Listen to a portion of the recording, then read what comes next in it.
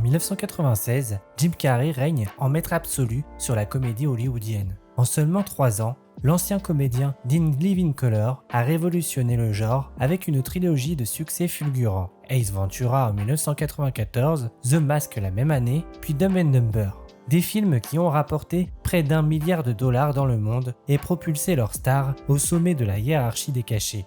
À 34 ans, Carrey peut choisir n'importe quel projet, dicter ses conditions et faire rire la planète entière d'un simple mouvement de sourcil. C'est dans ce contexte d'euphorie commerciale que Columbia Pictures lui propose un contrat historique, 20 millions de dollars pour incarner le rôle principal de The Cable Guy, disjoncté en français, devenant ainsi le premier acteur de l'histoire du cinéma à franchir cette barre symbolique. Un montant qui fait sensation dans l'industrie et place tous les projecteurs sur ce projet mystérieux adapté d'un script de Lou Holtz Jr., un scénariste inconnu qui exerçait encore comme procureur quelques mois plus tôt. Mais derrière cette opération financière record se cache une réalité bien plus complexe, car Disjoncté n'est pas le véhicule comique grand public qu'attendait le studio. Sous l'impulsion de Jim Carrey, du producteur Judd Apatow et du jeune réalisateur Ben Stiller, le projet va se transformer en quelque chose d'inédit. Une comédie noire grinçante qui mélange thriller psychologique et satire sociale, portée par un Jim Carrey méconnaissable, inquiétant et dérangeant. L'industrie hollywoodienne va découvrir qu'avoir la plus grosse star comique du moment ne garantit pas automatiquement le succès, que parfois l'argent ne fait pas tout, et que certains paris créatifs, même portés par un budget colossal et une machine promotionnelle redoutable, peuvent diviser le public et dérouter la critique. Voici l'histoire de Disjoncté, le film qui a failli tuer la carrière de son réalisateur, traumatiser son producteur et pousser sa star à repenser entièrement sa trajectoire artistique. Une œuvre incomprise à sa sortie, devenue culte avec le temps et qui reste aujourd'hui l'une des expériences les plus audacieuses du cinéma commercial des années 90.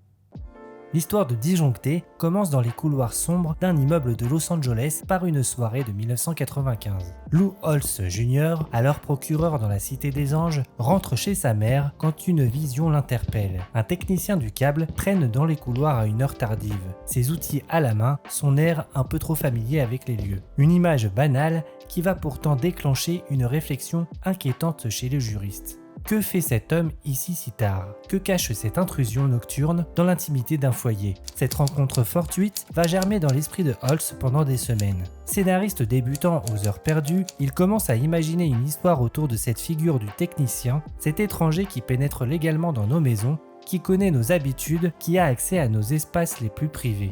L'idée prend forme. Et si ce technicien du câble devenait obsédé par l'un de ses clients? Et si cette relation professionnelle dérapait vers quelque chose de plus personnel, de plus dérangeant?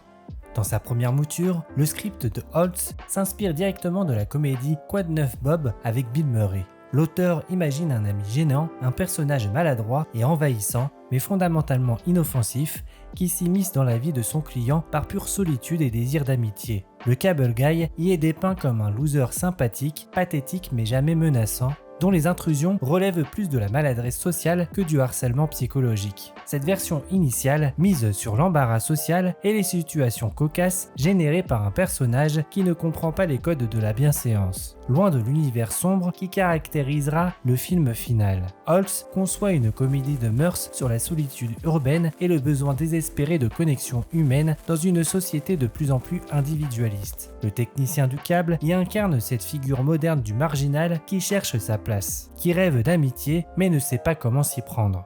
Une fois achevé, ce script va déclencher un phénomène rare à Hollywood, une guerre d'enchères entre les grands studios.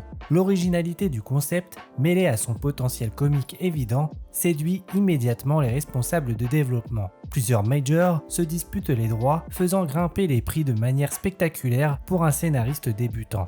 C'est finalement Columbia Pictures qui remporte la mise avec une offre à 750 000 $ assortie d'un bonus de 250 000 $ si le film entre effectivement en production. 1 million de dollars au total pour un premier script, une somme considérable qui témoigne de l'engouement du studio pour ce projet atypique. Pour Columbia, l'investissement se justifie par le potentiel commercial évident du concept et surtout par la possibilité d'attirer une grande star comique, élément indispensable pour rentabiliser un tel pari. Mais ce que Columbia ne sait pas encore, c'est que ce script apparemment innocent va subir une transformation radicale entre les mains de ses futurs artisans, que la comédie légère imaginée par Lou Holtz Jr. va devenir le terrain d'expérimentation de créateurs bien décidés à bousculer les codes du genre, et que cette métamorphose va faire de Disjoncté l'un des films les plus controversés et les plus incompris de la décennie.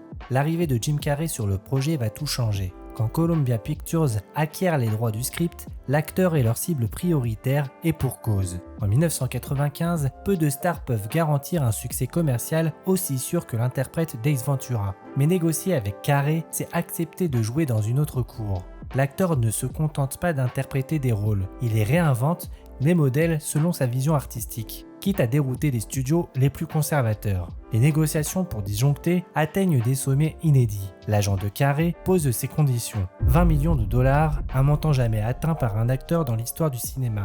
Pour Columbia, l'investissement est colossal mais calculé. Les 3 derniers films de la star ont rapporté près d'1 milliard de dollars dans le monde. À cette échelle, 20 millions peuvent sembler un prix raisonnable pour s'assurer les services de la poule aux œufs d'or d'Hollywood. Mais Carrey n'accepte pas le projet par appât du gain. Au contraire, cet argent record lui donne une liberté créative totale. Et c'est exactement ce qu'il recherche. L'acteur traverse une période de remise en question artistique. Après 3 succès basés sur un humour physique et burlesque, il ressent le besoin d'explorer d'autres territoires, de prouver qu'il peut dépasser le simple registre du clown. Cette vulnérabilité personnelle va nourrir sa performance dans Disjoncté. Carrey puise dans sa propre solitude, dans ses propres questionnements existentiels pour construire un personnage autrement plus complexe que ses précédentes créations.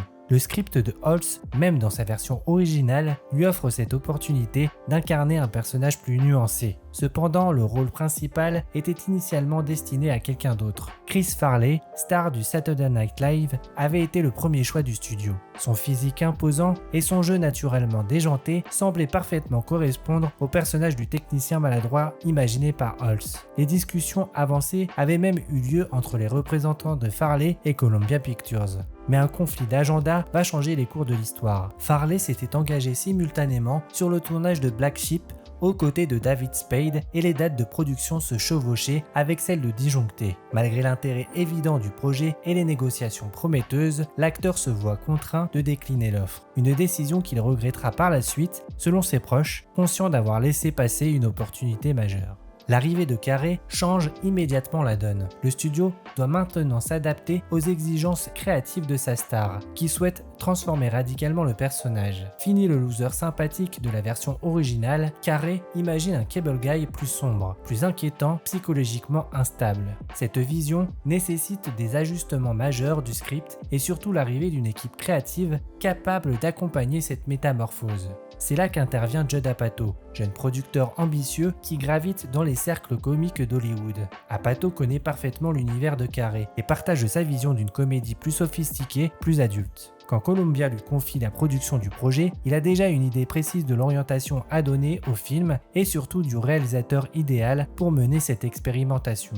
Ben Stiller n'est pas le choix évident. À 30 ans, le fils de Jerry Stiller et Mira Ann n'a réalisé qu'un seul long métrage, Reality Bites, accueilli de manière mitigée par la critique et le public. Mais Apatow, qui a travaillé avec lui sur le Ben Stiller Show, connaît ses qualités, une vision artistique affirmée, un goût pour l'expérimentation et surtout une capacité à diriger des acteurs dans des registres inattendus. La rencontre entre Stiller et Carrey va sceller le destin du projet. Les deux hommes partagent une même fascination pour l'ambiguïté des personnages, pour ces zones grises où la comédie côtoie le malaise. Ensemble, ils décident de transformer radicalement le script original, de pousser le personnage du Cable Guy vers des territoires psychologiques inexplorés. Cette collaboration va donner naissance à l'une des créations les plus dérangeantes du cinéma des années 90, mais aussi à l'une des plus incomprises. La métamorphose du script de Lou Holtz Jr. ne relève pas du hasard, elle découle d'une décision artistique radicale prise par le trio. Transformer une comédie de mœurs en satire grinçante des thrillers psychologiques des années 90. Pour ce faire, ils puisent leur inspiration dans les films les plus dérangeants de l'époque. Les nerfs à vif de Scorsese, Jeune femme partage appartement, La main sur le berceau ou encore Obsession fatale. L'idée géniale de Ben Stiller consiste à reprendre tous les codes visuels et narratifs de ces codes d'obsession, mais en les filtrant à travers le prisme de la comédie noire. La violence extrême cède la place à l'absurdité dérangeante. Cette approche parodique mais respectueuse permet au film d'explorer la psychologie du harcèlement et de l'obsession sans jamais sombrer dans le gore ou la violence gratuite. Le personnage de Chip Douglas devient ainsi un anti-héros fascinant, terrifiant par sa capacité de nuisance mais touchant par sa détresse existentielle.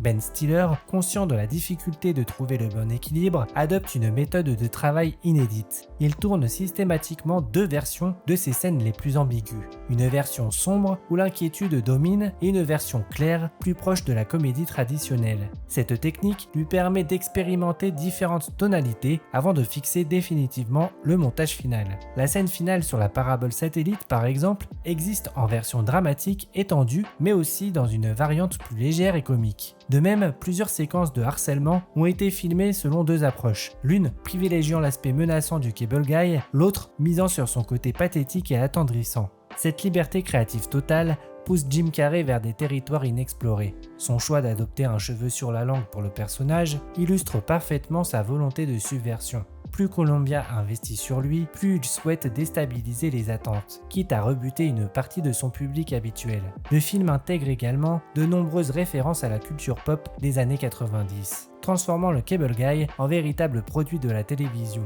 Les multiples pseudonymes utilisés par Chip Douglas, Larry Tate, Ricky Ricardo ou encore les frères Douglas ne sont pas choisis au hasard. Ils renvoient tous à des personnages emblématiques de séries télévisées, soulignant l'obsession du protagoniste pour le petit écran et sa confusion entre réalité et fiction. La séquence du duel médiéval constitue l'un des moments les plus audacieux du film. Stiller y glisse un hommage appuyé à l'épisode Amok Time de Star Trek, avec Jim Carrey reproduisant fidèlement la musique et les gestes de la bagarre entre Spock et Kirk. Cette référence, loin d'être gratuite, révèle toute la dimension geek et nostalgique du personnage, prisonnier d'un univers télévisuel fantasmé.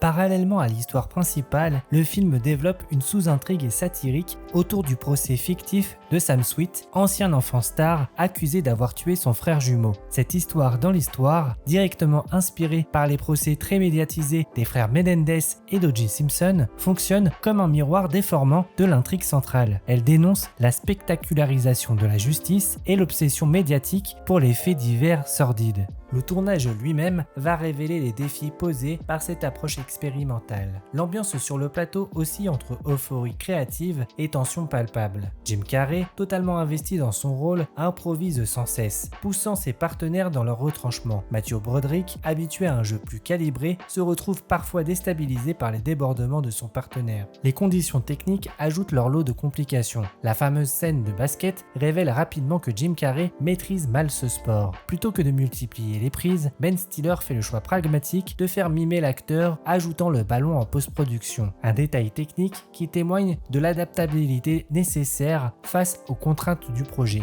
Cette approche artisanale, mêlée à une ambition esthétique élevée, va donner naissance à une œuvre unique en son genre. Disjoncté réussit le pari improbable de transformer une comédie légère en expérience cinématographique dérangeante sans jamais perdre sa dimension divertissante. Un équilibre précaire qui va diviser le public et marquer durablement ses créateurs. Le 14 juin 1996, Disjoncté débarque dans les salles américaines avec le poids de toutes les attentes. Columbia Pictures a orchestré une campagne promotionnelle d'envergure, martelant le message du film le plus cher de Jim Carrey, du contrat record à $20 millions, de l'événement cinématographique de l'été. Mais dès les premières projections presse, l'ambiance change. Les critiques sortent divisées, perplexes, parfois carrément hostiles. Le choc est d'autant plus brutal que personne ne s'y attendait vraiment. Pourtant, dès le premier week-end, les signaux deviennent inquiétants. Certes, le film prend la première place du box-office avec près de $20 millions de recettes, mais les chiffres sont en deçà des projections.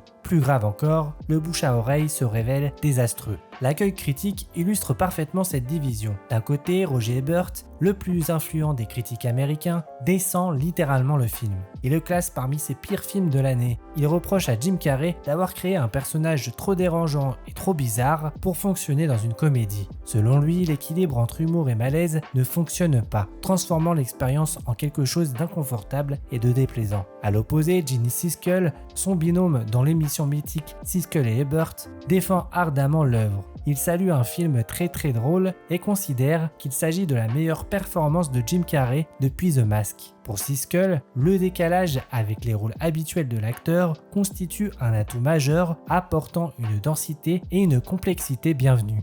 Cette fracture critique reflète un malentendu plus profond. Une partie de la presse et du public s'attendait à retrouver le Jim Carrey familier, celui d'Ace Ventura et de Dumb and Dumber. L'homme aux grimaces burlesques, aux mimiques irrésistibles, au charisme bon enfant. Au lieu de cela, il découvre un personnage inquiétant, psychologiquement instable, dont l'humour noir déstabilise autant qu'il amuse. Le salaire record de 20 millions de dollars va se retourner contre le projet. Cette somme astronomique crée des attentes impossibles à satisfaire. Chaque aspect du film est scruté, analysé, disséqué à l'aune de cet investissement. Les spectateurs viennent avec l'idée préconçue qu'un film aussi cher doit forcément être exceptionnel. Et la moindre déception prend des proportions démesurées. Le film pâtit également d'un problème de positionnement marketing. Columbia Pictures, consciente de la difficulté à vendre une comédie noire, choisit de gommer les aspects les plus dérangeants dans ses bandes annonces. Le trailer présente Disjoncté comme une comédie classique, occultant volontairement sa dimension thriller. Cette stratégie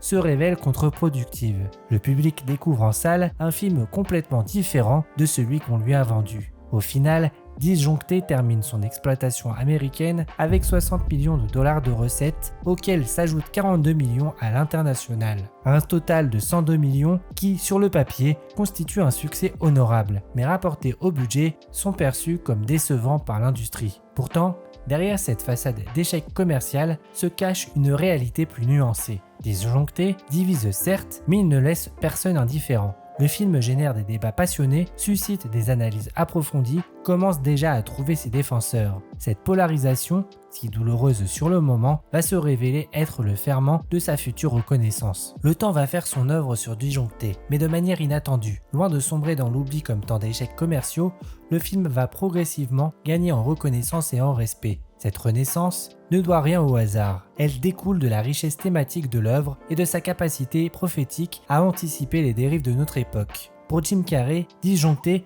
marque un tournant existentiel autant qu'artistique. L'expérience lui enseigne une leçon cruciale. La popularité ne protège pas de l'échec, et prendre des risques créatifs peut coûter cher. Mais paradoxalement, cette remise en question va libérer l'acteur de ses propres chaînes. Fini le besoin de plaire à tout prix, terminer les calculs commerciaux, Carrey comprend qu'il peut explorer d'autres territoires sans craindre pour sa carrière.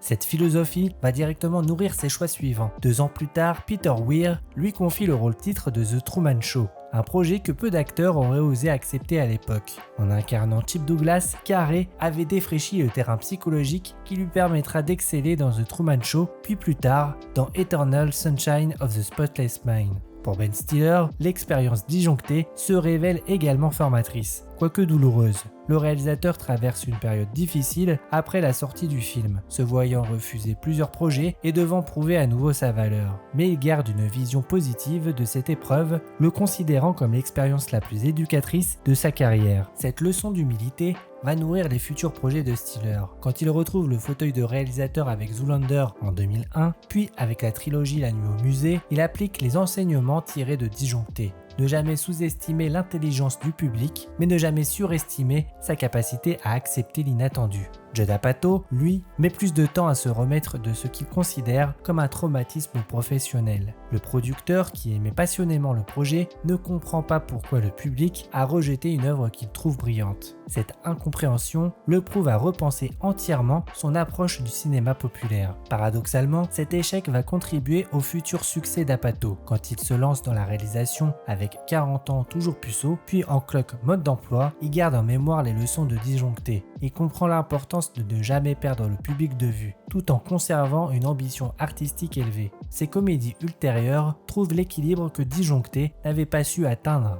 entre sophistication narrative et accessibilité populaire. Aujourd'hui, près de 30 ans après sa sortie, Disjoncté occupe une place unique dans l'histoire du cinéma. Ce film, autrefois considéré comme un échec commercial et artistique, est devenu un objet d'étude fascinant pour les cinéphiles et les sociologues. Son parcours illustre parfaitement la difficulté de juger une œuvre à chaud, quand les enjeux commerciaux commerciaux et les attentes du public viennent parasiter la réception critique. L'évolution de la perception de disjoncté révèle également les mutations profondes de notre société. Ce qui choquait en 96, un personnage obsédé par les écrans, confondant réalité et fiction, harcelant ses amis par voie technologique, fait désormais partie de notre quotidien. Le cable guy n'est plus un marginal inquiétant, mais un archétype contemporain que nous croisons tous les jours sur les réseaux sociaux. Cette préscience involontaire transforme Ben Stiller, Jim Carrey et Judd Apatow en prophètes malgré eux. Leur vision d'une société aliénée par les médias de masse où les relations humaines se dégradent sous l'influence de la technologie résonne avec une acuité troublante à l'ère des smartphones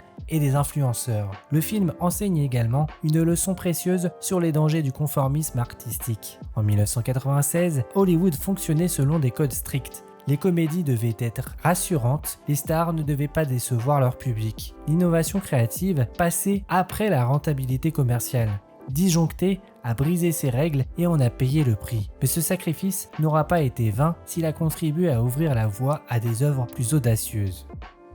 Avez-vous revu Disjoncté récemment ? Ce film vous semble-t-il différent aujourd'hui qu'à l'époque de sa sortie ? Partagez vos impressions en commentaire et n'oubliez pas de vous abonner pour découvrir d'autres rétrospectives. À très vite.